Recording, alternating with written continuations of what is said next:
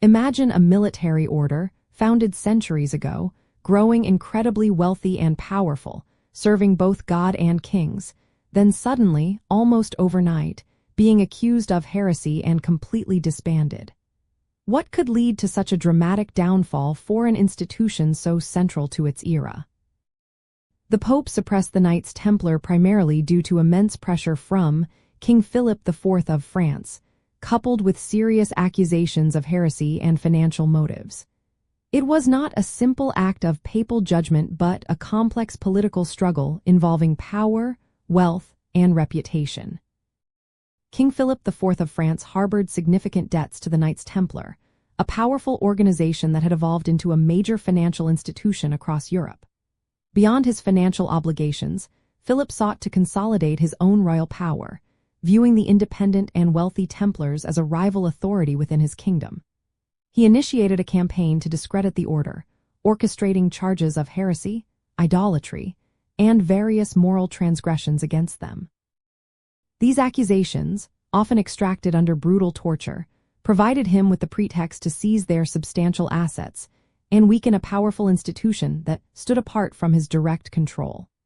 Pope Clement V, a French pope, was deeply indebted to Philip for his election and found himself in a precarious position, caught between protecting a papal military order and confronting the overwhelming political and military might of the French king.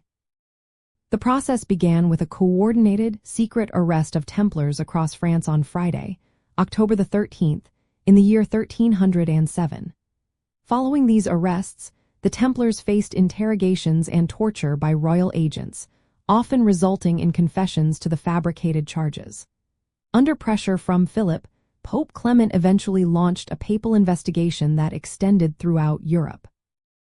While he initially resisted Philip's most extreme demands, the sheer volume of accusations and the scandal surrounding the order ultimately led the Pope to act.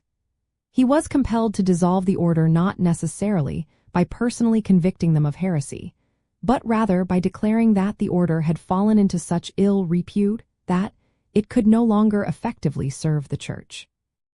The papal bull Vox in Excelso, issued in the year 1312, formally dissolved the Order of the Temple, effectively stripping them of their legal standing and assets.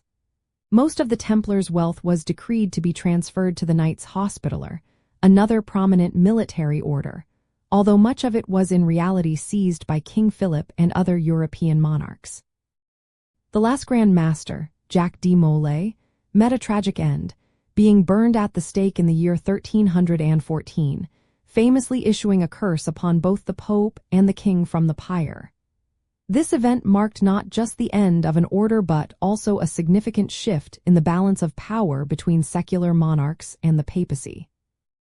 Ultimately, the suppression of the Knights Templar serves as a profound historical illustration of how political ambition, financial pressures, and the strategic deployment of accusations can dismantle even the most formidable and revered institutions. It highlights the vulnerability of independent power in the face of a determined and opportunistic ruler, offering a clear lens into the complex interplay of church, state, and wealth in medieval Europe.